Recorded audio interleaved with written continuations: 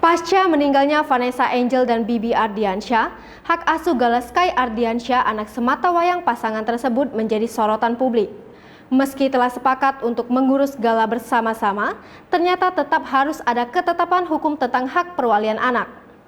Tak hanya keluarga Bibi Ardiansyah, keluarga Vanessa Angel juga mengajukan hak asuh Gala ke pengadilan. Hal itu diketahui dalam video yang diunggah di kanal YouTube Intens Investigasi Rabu 17 November 2021. Ayah Vanessa Angel, Dodi Sudrajat, mengatakan dirinya dan keluarga memahami bahwa harus ada hak perwalian anak yang ditetapkan oleh pengadilan.